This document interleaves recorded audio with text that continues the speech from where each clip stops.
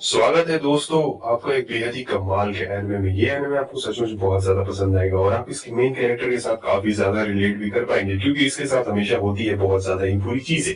और हाँ, हमेशा गलती इसी की होती है, भले इसने गलती की हो या फिर गलती ना की हो। खैर, मैं आपसे बस इतना कहना चाहूंगा कि आप लोग इस एनिमे को बस 15 मिनट तक देखें, और अगर आपको अच्छा लगे तब आप आगे देखें, और अच्छा ना लगे तब मत देखना। लेकिन 15 मिनट तक तुम लोग जरूर देखना। कहानी की शुरुआत होती है हमारे मेन कैरेक्टर आउटो से। यहाँ पे बारिश हो रही थी, सभी लोग भीग रहे थे, सबने छाता लिया था, लेकिन आउटो बिल्कुल भी नहीं भीग रहा होता है।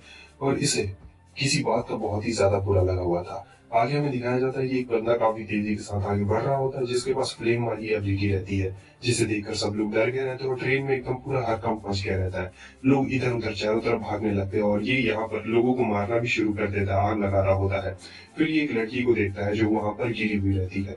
उसके बाद वो उस लड़की के पास जाता है और पूछ रहा होता है, क्या तुम्हें डिवाइन गिफ्ट के बारे में पता है? वो डरी हुई रहती है और फिर ये कहता है, क्या तुम्हें डिवाइन गिफ्ट के बारे में नहीं पता? जब 3 वर्ल्ड मर्ज हुए थे तब 6 एबिलिटीज बाहर निकल के आई थी, और इसे डिवाइन गिफ्ट कहा जाता है। ये एक स्पेशल टाइप की पावर्स रहती है जो हर किसी के पास नहीं रहती, सिर्फ चूजन वन के पास रहती है। क्या वो तुम्हें डिवाइन गिफ्ट के बारे में नहीं पता है? जब दूर दूर तक बच्चा सोता नहीं है तब उसकी मॉम उसे बताती है कि आखिर डिवाइन गिफ्ट क्या होता है, यही कहानी सुनाती है। इन्हें देखने के बाद वो जो एक लड़का रहता है वो काफी डर गया था, वो भागने वाला था, लेकिन तब तक ये अपनी पावर का इस्तेमाल करता है और उस बंदे को बुरी तरीके से जला डालता है और कह रहा होता है कितना ज्यादा पावरफुल हो गया हूं मैं। तब तक आउटो आ जाता है। आउटो को देख के इसे समझ में आ गया था कि आउटो एक वाटर यूजर है और इसे काफी ज्यादा हमला कर देता है, लेकिन आउटो रोक देता है। उसके बाद वो आउटो के ऊपर आता है हमला करने के लिए, लेकिन फिर हम देखते हैं कि आउटो अपने वाटर का इस्तेमाल करता है और सीधे उस बंदे के पेट के ऊपर ही स्टैब कर देता है। वो बंदा यहाँ पर बच नहीं पाता है और सीधे गिर चुका रहता है। तब तक यहाँ पर आगे रहती है डिफेंस ग्रुप, ये रहती है वर्ल्ड काउंसिल, जिनका काम रहता है बचाना। और फिर ये लोग एक गेट को ओपन कर देते हैं, जहाँ हमें दिखाया जाता है कि इस गेट में सब नॉर्मल लोग चले गए रहते हैं और बस जिनके पास एबिलिटीज रहती है वही लोग अंदर आ चुके रहते हैं। तो इस बंदे का नाम रहता है अकाने और ये कह रहा होता है कि तुम कहाँ पर जा रहे हो, रुक जाओ, मैं तुमसे ही बात कर रहा हूँ। तब आउटो पीछे मुड़ता और कह रहा होता है कि मैंने तुमसे कहा मेरे पास नहीं है, मैं ड्राइवर नहीं हूँ। ड्राइवर यानी जिनके पास पावर नहीं। तब तक इसकी दोस्त मिडोरी कहती है कि हमें इसके ऊपर फोकस करना पड़ेगा, ये घायल है। और आउटो कह रहा होता है कि मैंने कहा ना मेरे पास ड्राइवर नहीं है। ड्राइवर वो चीज होती है जिसकी वजह से आपका पावर अनलीश होता है, लेकिन इसके पास ड्राइवर नहीं रहता है और ये काफी उदास था। सोच रहा था काश उस दिन बारिश और तेज होती। ये किसी चीज को याद कर रहा होता है जो इसका पास्ट था, और वो भयंकर पास्ट रहता है। अचानक से हमें दिखाया जाता है कि चारों तरफ चेंज हो चुका रहता है और एक बच्चा आता है वहां पर। वो इससे कह रहा होता है कि क्या हुआ, आखिर तुम इतने ज्यादा दुखी क्यों हो? तुम्हें पता है तुम डिवाइन गेट को देख सकते हो, लेकिन तुम उस तक पहुंचना नहीं चाहते हो। तुम्हें ऐसा लगता है कि वो इमोशंस की तरह ही इंटेंजिबल है। आउटो अपना हाथ आगे बढ़ाता है डिवाइन गेट को टच करने के लिए, लेकिन फिर वो रुक चुका रहता है। आगे हम देख रहे होते हैं कि न्यूज खबर फैल चुकी रहती है कि एक अटैकर ने हमला किया रहता है और इन दोनों का नाम आ चुका रहता है कि इन दोनों ने बचा लिया था। सब लोग इनकी तारीफ कर रहे होते हैं कि बाबू, और फिर ये लोग शर्माते हुए चले जाते हैं अंदर में। तो इनका यहाँ पर एक सीक्रेट बेस रहता है और ये लिफ्ट के जरिए बेस से नीचे जा रहे होते हैं, जहां पर ये दोनों हमारे आउटो के बारे में ही बात कर रहे होते हैं कि आखिर वो कौन था, और देखने में वो काफी ज्यादा दुखी लग रहा था। ये बात उससे मिडोरी कह रही होती है और फिर ये लोग भागना शुरू कर देते हैं और कह रहे होते हैं कि उसके पास ड्राइवर नहीं था, लेकिन फिर भी उसकी पावर बहुत ही ज्यादा थी। ड्राइवर यानी वही पावरफुल चीज जो पावर रेंजर्स के पास उनका मॉर्फर रहता है ना, बिल्कुल वैसा ही टाइप का रहता है। तो ये लोग अपने आ चुके रहते हैं यहाँ पर बेस में, और फिर यहाँ पर बेस में आ जाने के बाद ये लोग अपना बात करने लगते हैं। तब तक जो मिडोरी कह रही होती, काश मैं एक बार डिवाइन गेट को देख सकती, मुझे भी उसे देखने का बहुत मन था।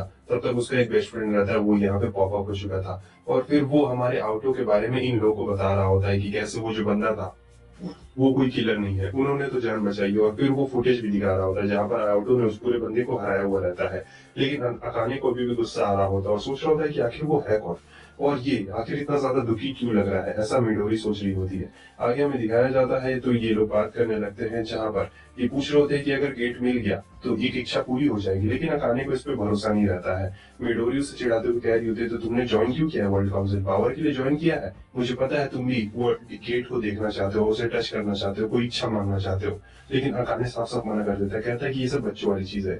सीन कट होता है, हमें दिखाया जाता है वर्ल्ड काउंसिल के कुछ मेन मेंबर्स को, और इनका जो लीडर रहता है उसका नाम आर्थर है, जो कि यहाँ पर है, और ये कैजुअलिटीज के बारे में पूछ रहा होता है। तो यहाँ पर ये जो लड़की रहती है ये अपना बयान बताती है और फिर हम इस बंदे को भी दिखाया जाता है। तो ये लोग कुछ पावरफुल मेंबर्स रहते हैं, तो इन दोनों के बीच में झड़प हो चुकी रहती है, लेकिन आर्थर कहता है कि तुम दोनों यहाँ पर शांत हो जाओ। और हाँ, वैसे उस बंदे के बारे में बताओ, इसे आउटो के बारे में पहले से पता रहता है और ये ज्वाइन करवाना चाहता था आउटो को वर्ल्ड काउंसिल में, लेकिन आउटो कभी भी ज्वाइन नहीं करना चाहता था, वो हमेशा मना कर देता है। तब एक और बंदा कहता है तुम उस बच्चे में कुछ ज्यादा इंटरेस्टेड नहीं हो, मुझे लगता है कि तुम सबसे ज्यादा इंटरेस्ट ले रहे हो उसमें। और आर्थर कहता है कि मेरी जगह कोई भी रहता तो तुम लोग भी बिल्कुल यही करते। लेकिन वहां पर कुछ ऐसे भी लोग रहते जैसे कि ये जो ऑटो को बिल्कुल भी पसंद नहीं करता है, और पता नहीं क्यों, लेकिन इसका कोई बहुत बड़ा रीजन है जिसकी वजह से ये ऑटो को पसंद नहीं करते हैं। सीन यहाँ पर फिर से चेंज होता है, हमें ऑटो को दिखाया जाता है जो अपना स्कूल अटेंड करने के लिए आया था, लेकिन ये यहाँ पे अकेला खा रहा था और नूडल्स में ये बर्फ मिला के खाता है, जिसे देखकर सब लोग कह रहे होते कि देखो ये कितना ज्यादा अजीब है। तब कुछ लोग कहते तुम्हें इसके बारे में नहीं पता है क्या, ये ऑटो है पेरेंट किलर। असल में इसे पेरेंट किलर के नाम से जाना जाता है क्योंकि इसने अपने पेरेंट्स को अपने हाथों से ही मार दिया था, जिसकी वजह से ऑटो बहुत ज्यादा बदनाम रहता है और ये हमेशा अकेले रहता है, एकदम कोल्ड। और सब लोग इसे बहुत ज्यादा नफरत करते थे क्योंकि इसने अपने पेरेंट्स को मारा था। ऑटो बस एक ही चीज सोच रहा होता है, काश काश उस दिन बारिश बहुत ज्यादा तेज होती, इतनी ज्यादा तेज होती कि वो उस आग को भी बुझा सकती। अब ये उसी चीज के बारे में सोच रहा था। आगे हमें दिखाया जाता है कि ये दोनों अपने बॉस से मिलने के लिए आए रहते हैं और कह रहे होते हैं कि पता नहीं आखिर बॉस ने हमें क्यों बुलाया, लेकिन बॉस हमला कर देती है और फिर ये कहने लगता है कि तुम, तब ये कहती है कि तुम तो इस हमले से बच जाते, क्या हुआ बेवकूफ। और फिर ये कह रही होती मिडोरी की बताइए बॉस क्या काम है, आखिर आपने हमें क्यों बुलाया है। तब ये लोग बता रहे होते कि ओ हम लोग तुम्हें सुबह वाले इंसिडेंट के बारे में पूछने के लिए आए हैं। सो ये लोग ऑटो को उसका तस्वीर दिखाते हैं और कह रहे होते हैं कि तुम दोनों को इस एकेडमी में लेके आना है, इसका नाम है ऑटो। और फिर वो उसके बारे में सारी जानकारी इन दोनों को देती है और कहती है कि आर्थर चाहता है कि तुम दोनों जाओ और ये तुम्हारी टीम ज्वाइन करने वाला है, ये एक वाटर यूजर, और मैं चाहती हूँ कि तुम लोग इस काम को पूरी मेहनत और लगन के साथ कंप्लीट करो। और हाँ, ये आगे ये भी बता रही होती है कि वो एक पेरेंट किलर है। और फिर ये लोग जब यहाँ पे लड़ाई कर रहे होते हैं, जैसे सुनते हैं कि क्या पेरेंट किलर है, तब दोनों की आंखें एकदम फटी की फटी रह जाती है कि आखिर ऐसा कैसे हो सकता है, कोई अपने पेरेंट को कैसे मार सकता है। और कुछ सालों पहले ये चीज मीडिया में बहुत ज्यादा फैली हुई थी ऑटो के बारे में। हालांकि ये दोनों अभी भी घबराए हुए रहते हैं कि आखिर कैसा ऐसा दिखने वाला बंदा कैसे कर सकता है। सीन कट होता है, हमें दिखाया जाता है कि एक जो वाटर फेरी रहती है वो ऑटो को वापस से कहने के लिए आई रहती है कि आर्थर तुम्हें ज्वाइन करवाना चाहता है, लेकिन वो मना कर रहा होता है, कहता है कि मैंने बार बार आर्थर से कहा है कि मैं ज्वाइन करने में नहीं वाला हूँ।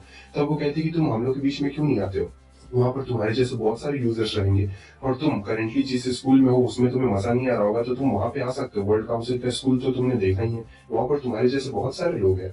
तो ऑटो अब चला जाता है आर्थर से मिलने के लिए। आर्थर कहता है तो तुम आ गए। ऑटो कहता है कि क्या हुआ, तुम मुझे सुबह वाली बात के लिए पनिशमेंट देने वाले हो क्या। आर्थर कहता है कि नहीं, मुझे इससे फर्क नहीं पड़ता, अगर तुम उस क्रिमिनल को मार भी देते तो मैं तुम्हें कुछ भी नहीं करने वाला था। मैं तुमसे ये कहना चाहता हूँ कि तुम्हारे पास बहुत ज्यादा पावर है और तुम हमारी। आर्थर उसके सामने ड्राइवर रखता है और कहता है कि ये स्पेशली तुम्हारे लिए बनाया गया है। सो ये पहली बार देख रहा होता है अपने ड्राइवर को, लेकिन आर्थर कह रहा होता है कि देखो मुझे इससे फर्क नहीं पड़ता कि तुम कुछ भी करो, लेकिन मैं चाहता हूँ कि तुम हमारी मदद कर सकते हो और तुम आ जाओ, क्योंकि ढेर सारी पावर होने से कुछ भी नहीं बदलने वाला है, ऐसा ऑटो का मानना रहता है। इसलिए वो जाने लगता है और कहता है कि देखो भले कितनी पावर क्यों ना हो जाए तुम्हारे पास, कुछ भी नहीं बदलने वाला है। आर्थर कहता है मैं तुम्हारा इंतजार करूंगा और अगर तुम सच जाना चाहते हो तो मैं तुम्हें सारी सच्चाई भी बताऊंगा, मैं तुम्हारा इंतजार करूंगा, अगर तुम सच जाना चाहते हो तो आ जाना मेरे पास। जब वो वापस आ रहा होता है तो बीच में उसे मिडोरी और अकाने यहाँ पर दिख के रहते हैं और ये दोनों इसी का इंतजार कर रहे होते हैं। कह रही होती है कि देखो वो आ गया, तो वो दोनों तुरंत ही इसके पास में चले जाते हैं, जहाँ पर मिडोरी कह रही होती है क्या तुम हमारी अकेडमी ज्वाइन करना चाहोगे या फिर एक टूर लेना चाहोगे, देखो यहाँ पर हम लोग की तरह ही एडेप्टर्स है।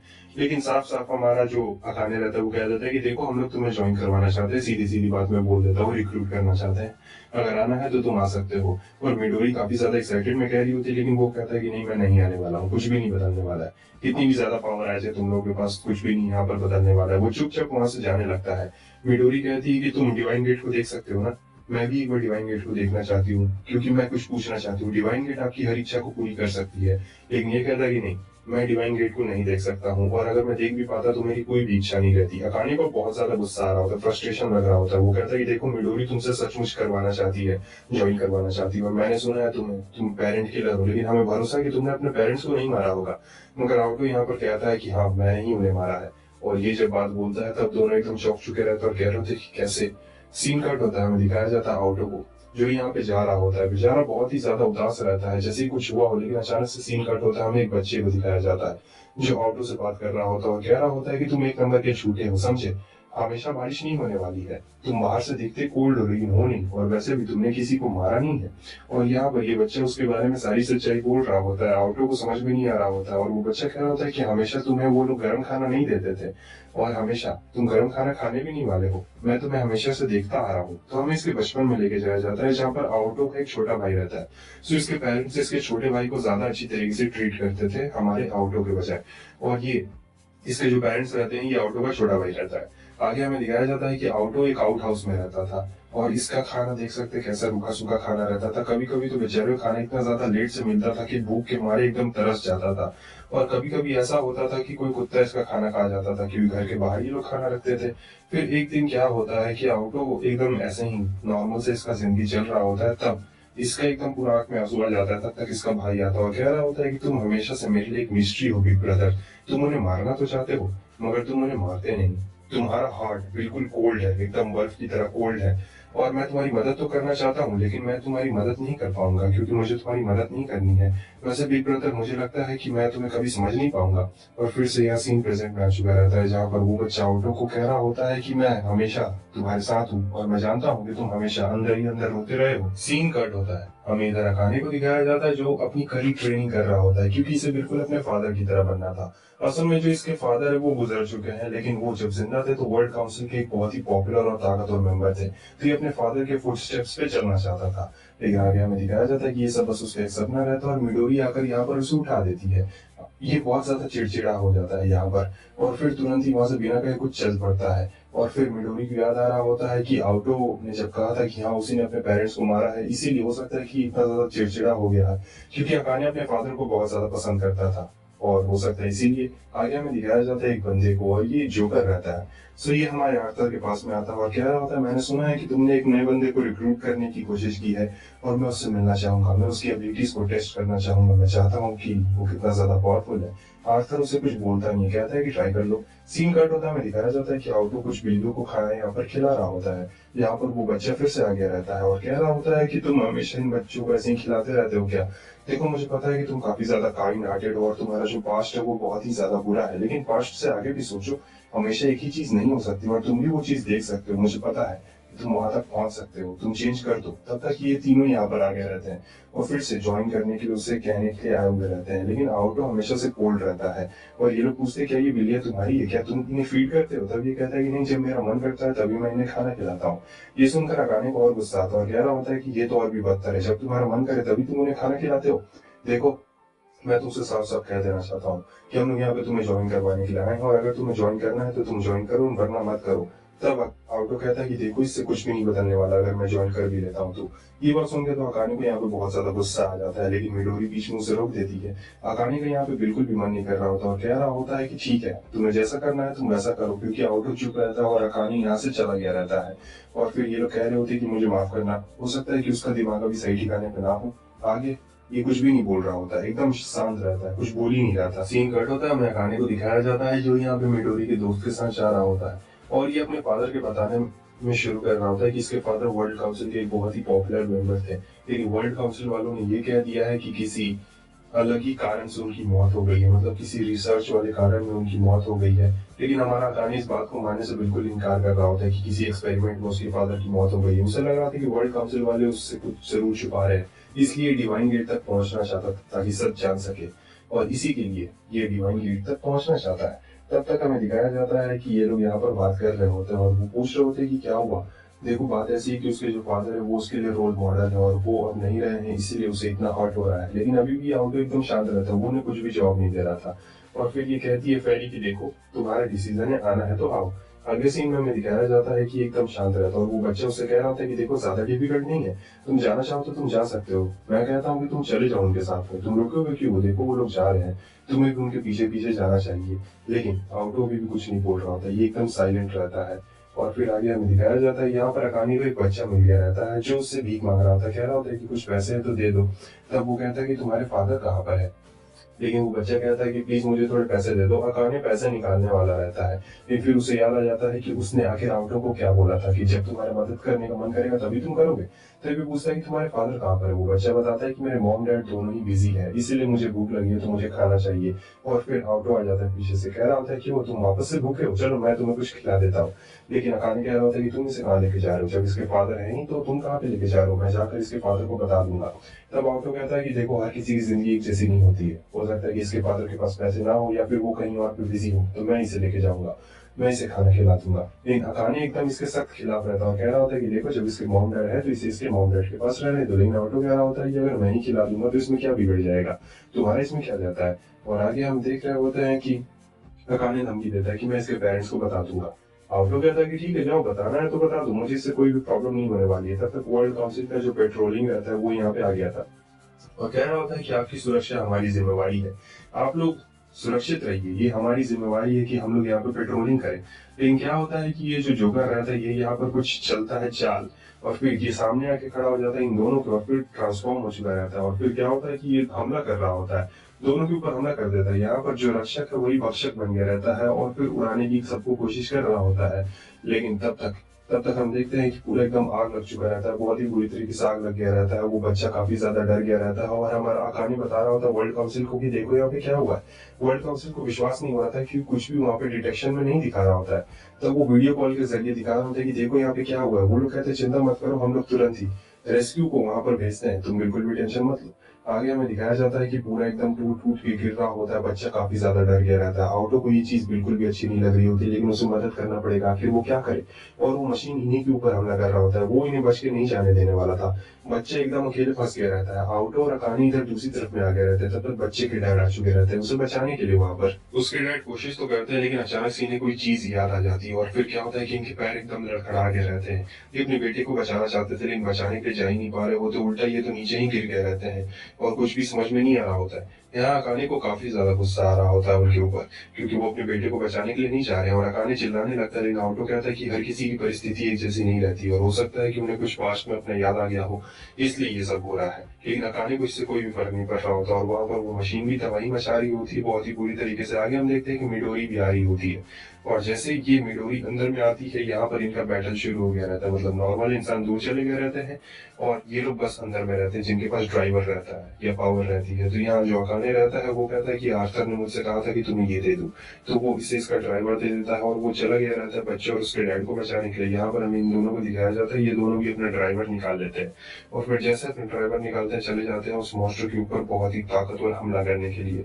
तो ये दोनों उससे लड़ तो रहे होते हैं, असल में तो ये रक्षक ही रहता है, लेकिन फिर भी इसे हराना बहुत ज्यादा मुश्किल रहा। सीन यहाँ से चेंज हो जाता है, हमें ऑटो को दिखाया जाता है जो पहुंच गया रहता है बाप और बेटे दोनों को बचाने के लिए। ये अपने ड्राइवर को एक्टिवेट कर लेता है, इसका ड्राइवर एक स्वॉर्ड रहता है।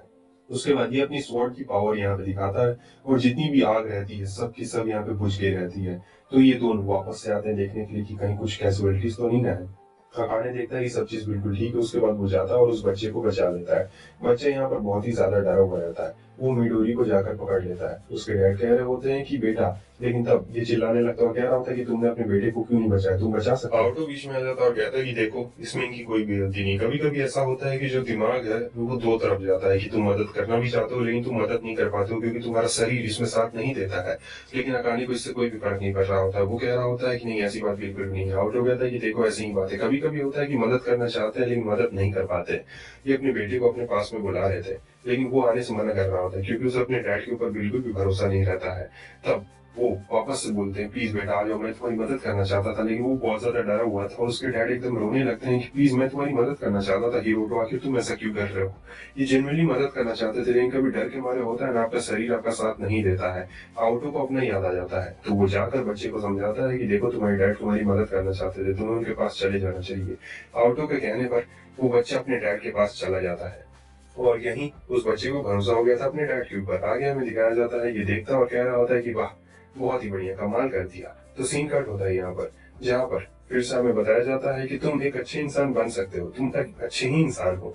देखो पता है तुम्हारे पास में तुम्हारे साथ बहुत ज्यादा बुरी चीजें हुई है, तुम्हें काफी ज्यादा धोखे मिले हैं, लेकिन तुम्हें पता है तुम्हारा भाई, तुम्हारा जो छोटा भाई है वो अच्छे तरीके से जानता था। क्योंकि बात है कि ऑटो ने अपने पेरेंट्स को नहीं मारा था, उसके छोटे भाई ने उसके पेरेंट्स को मार दिया था, मतलब अपने ही पेरेंट्स को मार दिया था। और फिर वो कहता है कि भाई अब तुम फ्री हो, देखो मैं जानता हूँ कि तुम ये नहीं कर सकते थे लेकिन मैंने तुम्हारे बदले में ये कर दिया है और हाँ अब से तुम अपना ख्याल रखना। ऑटो को ये चीज बिल्कुल भी अच्छी नहीं लगती कि उसके छोटे भाई ने अपने ही पेरेंट्स को आके क्यों मार दिया, तो ऑटो उसे रोकने के लिए आता है।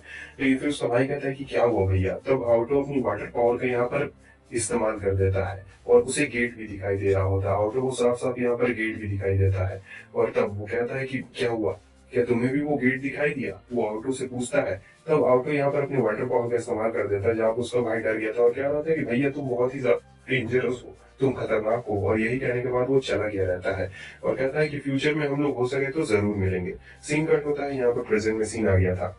स्वार्थ इन लोगों को बता रहा होता है कि तुम लोग के लिए एक बहुत ही अच्छी खबर है। वैसे हाँ, क्रिसमस है तो क्रिसमस के लिए तुम लोग के लिए एक तोहफा भी है मेरे पास। और क्रिसमस के तोहफे के तौर पर मेरे पास ये है कि तुम लोग को सेंटा क्लॉज ने गिफ्ट दिया है। असल में बात ये है कि मेरे पास डिवाइन गेट की चाबी आ गई है, और हो सके तो तुम लोग डिवाइन गेट को देख भी सकते हो। मिडोरी यहाँ पर सबसे ज्यादा खुश होती है डिवाइन गेट के नाम पे, क्योंकि डिवाइन गेट आपकी एक इच्छा को पूरी कर सकता है। हमें मिडोरी को दिखाया जाता है जो यहाँ पे कहीं दौड़ के जा रही होती है। असल में मिडोरी को दौड़ना बहुत ही ज्यादा पसंद रहता है, बहुत ही ज्यादा। यहाँ पर उसकी फ्रेंड भी आ चुकी रहती है उससे मिलने के लिए, लेकिन उसकी फ्रेंड बीच में ही गिर गई रहती है। लेकिन फिर मिडोरी उसे उठा लेती है। उसकी फ्रेंड कहती है कि नहीं नहीं, चिंता मत करो मिडोरी, मैं बिल्कुल ठीक हूँ। वो कहती है कि चलो अच्छी बात है। अगले सीन में हमें दिखाया जाता है कि मिडोरी का ये सब बस एक सपना रहता है और कुछ भी नहीं। उसे याद आ रहा होता है अपना दोस्त का। सीन कट होता है, हमें ओजेड को दिखाया जाता है और ये भी काउंसिल का एक मेंबर रहता है। फिर यहाँ पर जोकर भी रहता है, तो इन दोनों को लग रहा होता है कि कहीं दोनों को ऐसे लड़ने के लिए तो नहीं ना बुलाया गया है, क्योंकि दोनों बहुत ज्यादा ही पावरफुल रहते हैं। आर्थर भी यहाँ पर रहता है और आर्थर कह रहा होता है कि देखो, हमें डिवाइन गेट तक पहुंचने की चाबी मिल चुकी है, इसलिए मैं चाहता हूँ वहां तक पहुंचने के लिए। लेकिन ओजेड कहता है तुम्हें नहीं लगता कि ये मुश्किल होने वाला और काउंसिल अप्रूव करेगा क्या? कहता है आर्थर कि मुझे इससे कोई फर्क नहीं पड़ता है, क्योंकि जो मेरा मन करेगा मैं वही करने वाला हूँ। ओजेड हमेशा आर्थर की तरफ ही रहने वाला था और कहता है जितनी मेरी मदद हो सकेगी मैं उतनी ज्यादा मदद करने वाला हूँ। जोकर भी यही बात बोलता है। आर्थर कहता है कि मैंने तुम दोनों को यहाँ पर इसलिए बुलाया है क्योंकि तुम दोनों स्पेक्टेटर बन के रहोगे और कुछ भी नहीं, समझे? और फिर ये दोनों बात करते हैं, तो अच्छा हम दोनों को लड़ना नहीं है, तो हम लोग दोनों बस स्पेक्टेटर है यहाँ पर। अगले सीन में हमें मिडोरी को दिखाया जाता है। सो ये यहाँ पर अपने टीममेट्स के साथ प्रैक्टिस कर रही होती है और मिडोरी पहले से काफी ज्यादा पावरफुल बन चुकी रहती है, जिसे देखकर बाकी सब लोग हैरान हो रहे होते हैं कि मिडोरी की ये जो मूव्स है काफी ज्यादा क्लीन है। आउटो को वापस से वही बच्चा दिखता है जहां पर वो मिडोरी को देख के कहता है कि ये देखने में नॉर्मल लगती है, लेकिन ये नॉर्मल बिल्कुल भी नहीं, मतलब एरो की तरह बिल्कुल स्ट्रेट दिखती है, मगर ये जिलेबी की तरह पूरी ही टेढ़ी है। समझे? बाहर से जैसी दिखती है वैसे बिल्कुल भी है नहीं, क्योंकि इसका सबकॉन्शियस माइंड अलग है। यहाँ पर फिर से मिडोरी अपने दोस्त को याद कर रही होती है। हो सकता है कि ये इसकी एक बहुत ही ज्यादा बेस्ट फ्रेंड हो, और बार बार मिडोरी इसी को याद कर रही होती है जैसे कि कुछ हो गया हो। लेकिन फिर अचानक से बीच में इनकी टीचर आ चुकी रहती है और कह रही होती है कि बस रुक जाओ, क्या तुम लोग को सुनाई नहीं दे रहा? मैंने कहा तुम लोग को रुकने के लिए। उसके बाद ये लोग पार्टी थ्रो करते हैं, क्योंकि आउटो ने टीम ज्वाइन कर ली रहती है। सब लोग यहाँ पे काफी ज्यादा खुश रहते हैं और आउटो का सेलिब्रेशन कर रहे होते हैं, लेकिन बेचारे के चेहरे पर बिल्कुल भी खुशी नहीं दिखाई दे रही होती, एकदम नॉर्मल टाइप का यहाँ पे दिख रहा होता है। सब लोग खाना खा रहे होते हैं, मजे कर रहे होते हैं और फिर बहुत सारी सेल्फीज भी यहाँ पर ली जा रही होती है। मिडोरी ऑफर करती है उसे गर्म चिकन, लेकिन वो कहता है कि नहीं, मुझे ठंडा ही खाना ज्यादा पसंद है। फिर उसे वो बच्चा आ जाता है और कह रहा होता है कि तुम वापस से इसे मना क्यों कर रहे हो, इसे एक्सेप्ट क्यों नहीं करते हो? मुझे पता है तुम्हारा हार्ट ये मानने से इनकार करता है कि कहीं तुम्हें वापस से वही काइंडनेस दिख गई तो फिर तुम उसे कभी अपना नहीं पाओगे, क्योंकि जानते ही है कि इसका बचपन बहुत ज्यादा ट्रॉमेटिक रहा है, इसलिए इसे यकीन नहीं होता है किसी के ऊपर भी। तब तक वहां पे एक ग्लास टूट चुका रहता है किसी लड़की से और वो माफी मांग रही होती है। फिर ये लड़की आती है और पूछ रही होती है, इससे बताओ आखिर तुम गेट के पास क्यों जाना चाहते हो, तुम्हें गेट से क्या इच्छा चाहिए, क्या है तुम्हारी इच्छा? लेकिन ये एकदम शांत रहता है, ये उसे कुछ भी नहीं बोल रहा होता और वो लोग काफी सुनने के लिए एक्साइटमेंट में रहते हैं कि कुछ ना कुछ तो बोले। लेकिन बीच में मिडोरी चिल्ला के कह देती है, क्योंकि मैं सबसे आगे निकलना चाहती हूँ, मैं नंबर 1 बनना चाहती हूँ और सबसे ज्यादा पावरफुल बनना चाहती हूँ। बार बार इसे किसी चीज के बारे में याद आ रहा होता, अपनी फ्रेंड के बारे में, किसी मैसेज के बारे में याद आ रहा होता और ये कह रही होती कि मैं सबसे टॉप पे जाऊंगी, मुझे माफ करना लेकिन तुम सभी से पहले मैं गेट तक पहुंचूंगी। पार्टी पूरा हो चुका था, मिडोरी को काम करना पड़ रहा होता और साथ ही साथ अकाने भी काम कर रहा होता। हालांकि अकाने काम अच्छा से नहीं कर रहा होता है तो मिडोरी उसे डांट लगाती है। तब अकाने उसे याद दिला रहा होता है कि तुम भूलो मत, शर्त तुम हारी थी और मुझे भी तुम्हारे साथ में काम करना पड़ रहा है। और मिडोरी कहती है कि क्या? अकाने कहता है कि हाँ तुम भूल गई हो, स्टोन पेपर सीजर से हमने फैसला किया था और तुम हार चुकी थी। हालांकि तुम्ही ने कहा था स्टोन पेपर सीजर से फैसला करने के लिए, लेकिन तुम ही हार गई थी और मैं यहाँ पे तुम्हारी मदद करने के लिए आया हूँ, समझे? अका वो कहती है कि अच्छा ठीक है जाओ। और हाँ, तुम नंबर 1 बनने के बारे में क्या कह रही थी? तभी बताती है कि मैं नंबर 1 करने के बारे में क्यों कह रही थी। आखिर मैं नंबर 1 क्यों बनना चाहती हूँ? मतलब उस दिन रेस में भी मैंने यही बात बोली थी और मैं हमेशा ऐसा क्यों बोलती हूँ? हमें इसके पास्ट में लेके जाया जाता है जहाँ पर ये उसकी बेस्ट फ्रेंड रहती है और आज इनका स्कूल का पहला दिन रहता है, तो दोनों बहुत ही ज्यादा खुश रहते हैं स्कूल जाने के लिए। दोनों की दोस्ती यहाँ पर बहुत ही ज्यादा गहरी रहती है। उसके बस एक ही फ्रेंड रहती है यहाँ पर, मिडोरी की एक ही फ्रेंड रहती है, लेकिन स्कूल में जाने के बाद मिडोरी के काफी दोस्त बन जाते हैं और ये चीज उसकी फ्रेंड को बिल्कुल पसंद नहीं आ रहे होते हैं। जहाँ तक कि उसके जो नए दोस्त रहते हैं वो मिडोरी के फ्रेंड के बारे में बोल भी रहे होते हैं कि वो मिडोरी हमेशा तुमसे ही बात बात करती, किसी और के बारे में बात नहीं करती, ना ही किसी और से बात करती है। आखिर ऐसा क्यों? तो ये लोग तो उसके बारे में बुराई भी बतिया रहे होते हैं, लेकिन जो मिडोरी रहती है कह रही होती है कि नहीं नहीं वो ऐसी नहीं है, वो बहुत ही ज्यादा अच्छी और काफी ज्यादा स्वीट पर्सन है। मिडोरी की फ्रेंड सारी बातें यहाँ पे सुन रही होती है। और जब शाम में घर जाने का वक्त होता है तो मिडोरी सारी बातें बताती है जो न्यू फ्रेंड्स के बीच में हुई थी। लेकिन मिडोरी की जो फ्रेंड रहती है ये चाहती थी कि मिडोरी तुम बस मेरी फ्रेंड बन के रहो, तुम किसी और की फ्रेंड ना बनो। मैं चाहती हूँ कि तुम मेरे लिए और मैं तुम्हारे लिए बस नंबर वन रहूं, हम दोनों के बीच में कोई भी थर्ड पर्सन ना आए। और मैं चाहती हूँ कि तुम हमेशा मेरे साथ ही कनेक्टेड रहो। मगर मिडोरी इसके लिए साफ साफ मना कर देती है, क्योंकि चीजें ऐसे बिल्कुल भी नहीं चलती। कोई एक के साथ कैसे टिक के रह सकता है हमेशा के लिए? और ये सुनकर उसे दुख लगता है, वो चली जाती है। उसके बाद ये लोग चैटिंग में बात कर रहे होते हैं, इन्हें फेस्टिवल में जाना रहता है, लेकिन उसकी दोस्त कहती है कि नहीं मैं जाऊंगी, मैं कहीं और जाने वाली हूँ। मिडोरी को वो चैटिंग में कह रही होती मैं एक ऐसी जगह जाऊंगी जो मेरी इच्छा पूरी कर देगी। हालांकि उस वक्त उसे समझ में नहीं आया रहता है, तो फिर ये लोग फेस्टिवल में चले जाते हैं। फेस्टिवल में आने के बाद कुछ लोग बात कर रहे होते हैं कि कैसे एक लड़की गायब हो चुकी है। और जैसे ही मिडोरी सुनती है कि एक लड़की गायब हो चुकी है, उसे अपने दोस्त के बारे में याद आ जाता है कि वो भी कहीं अपनी इच्छा मनवाने के लिए कहीं गई तो नहीं ना। तो वो भागते भागते जा रही होती, मिडोरी देख रही होती पहाड़ के पास में कि वहीं पे वो लड़की गायब हुई है। तो मिडोरी यहाँ पर अपनी जान लगा देती है भागने में। और जब वो जाके देखती है तो वहाँ पे ऑफिसर्स रहते हैं, उन लोगों ने पहले ही सारा चीज को एकदम ब्लॉक कर दिया रहता है, लेकिन फिर भी वो ब्लॉक के अंदर से चली जाती है।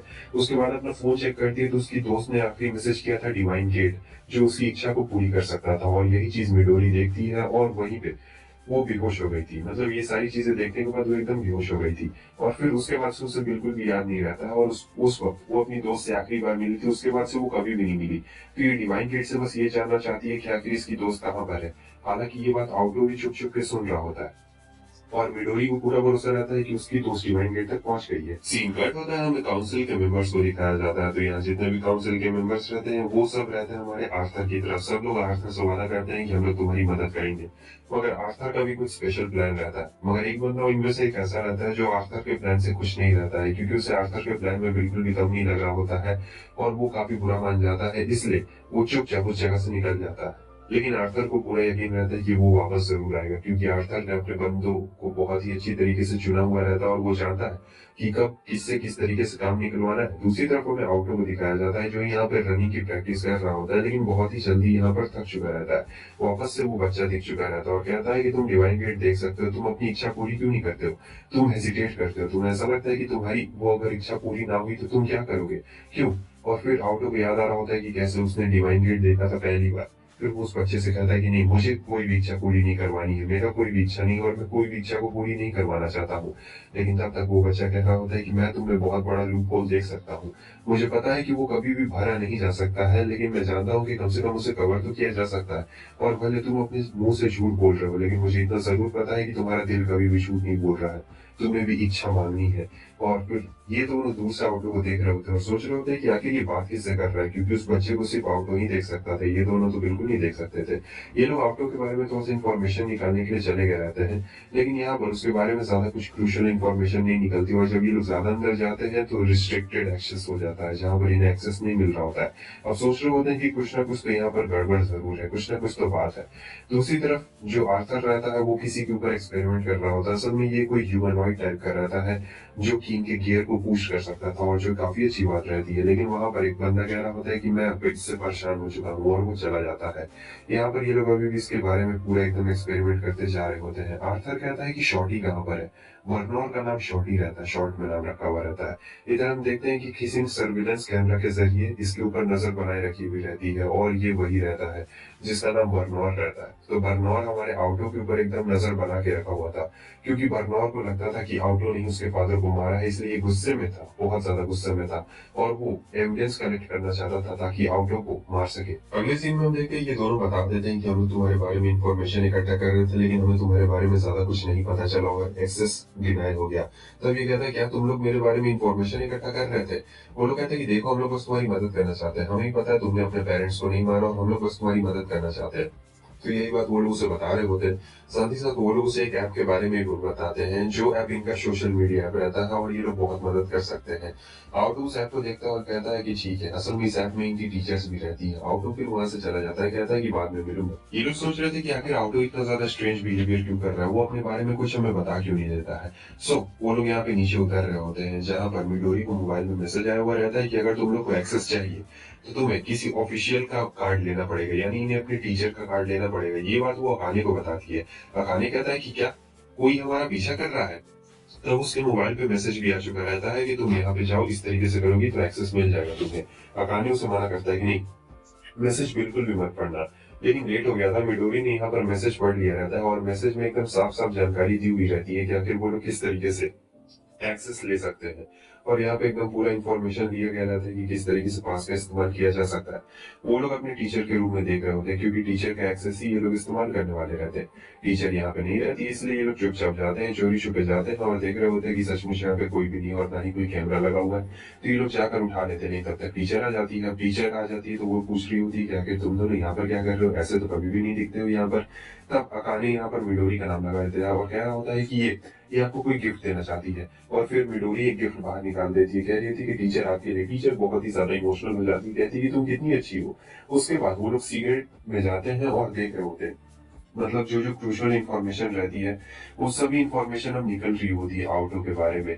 जहां पर ये लोग देख रहे होते हैं और इन्हें पता लग रहा होता है एक क्रिसमस इवेंट के बारे में, जहां पर दिखाया गया रहता है कि आग लग चुकी थी। लेकिन नहीं, यहाँ पर एक बंदे को पता चल गया रहता है, इसका नाम बर्नोर रहता है, इसे पता चल गया रहता है कि कोई सीक्रेट इंफॉर्मेशन देख रहा है। और फिर यहाँ पर इन्हें क्रिसमस इवेंट के बारे में पता चलता है। तो क्रिसमस इवेंट के बारे में ये लिखा गया रहता है कि वहां पर आग लग गई थी, लेकिन असल में वहां को आउटो को सस्पेक्ट बनाया गया था कि आउटो ने बहुत सारे लोगों को वहां पर मार दिया है। और ये बात काउंसिल सभी लोगों से छुपा रही है, मतलब मीडिया में इस बात को नहीं आने देना गया था, लेकिन फिर भी रिस्ट्रिक्टेड एक्सेस आ चुका रहता है। और तब पूरा एकदम अंधेरा हो गया था, इन दोनों को समझ में नहीं आता है कि क्या हुआ, लेकिन तब तक रोबोट्स आ चुके रहते हैं और इन दोनों को चारों तरफ से घेर लिया गया रहता है। यहाँ पर आके रहता है बर्नर और कह रहा होता है कि आखिर तुम दोनों यहाँ पर क्या कर रहे हो आउटो के दोस्त। और ये आया रहता है तो वो दोनों इसे देख के कह रहे होते हैं कि अरे ये छोटा बच्चा यहाँ पर क्या कर रहा है। तब ये बताता है कि मैं कोई छोटा बच्चा बिल्कुल भी नहीं हूँ और मैं आर्थर की सीक्रेट एजेंसी में काम करता हूँ, मतलब सीक्रेटली मैं यहाँ पर काम करता हूँ मेरे मिलिट्री एजेंसी के तौर पर। और जब उसका कमरा खाली रहता है तब यहाँ पर कोई और बंदा आ चुका रहता है बर्नौर के कमरे में और वो आउटो को देखता है और कहता है कि बहुत दिन हो गए। सो उसके बाद ये यहाँ पर आउटो को मैसेज भेज रहा होता है वही क्रिसमस इवेंट के बारे में। तो यहाँ पर 2 साल बीत चुके रहते हैं उस क्रिसमस इवेंट को हुए हुए, आउटो को सब चीज याद आ रहा होता है, जैसे सोच रहा होता है कि आखिर ये क्या है वापस से।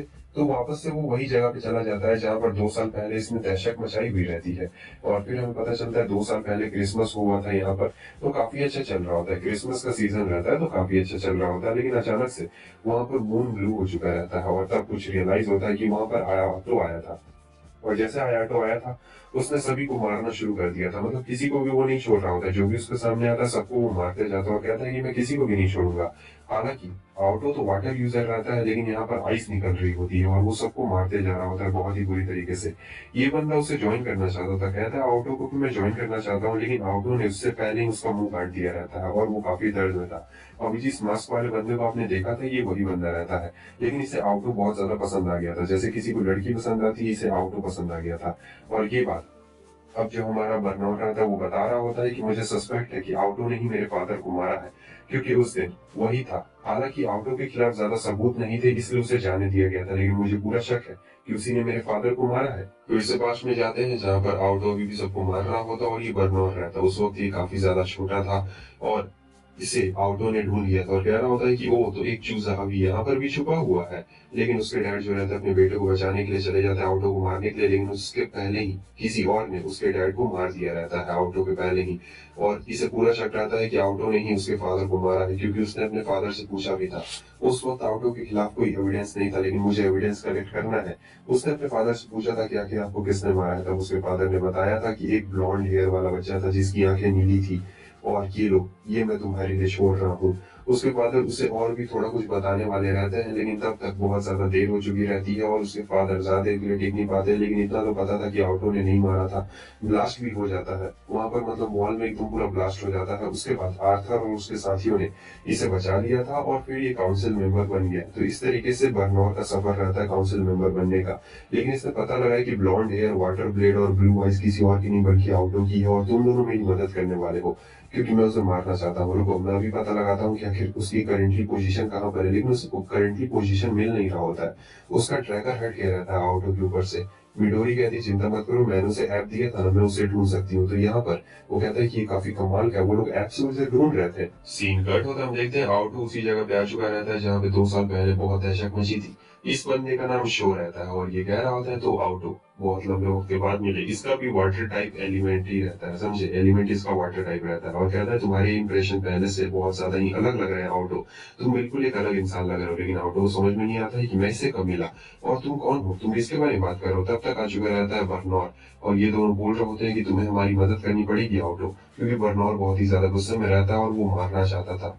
तो शी वहां पर रहता है पहले से ही। अब इन्हें गुस्सा आ रहा होता है और ये लोग कह रहे होते हैं कि आखिर ये कौन है।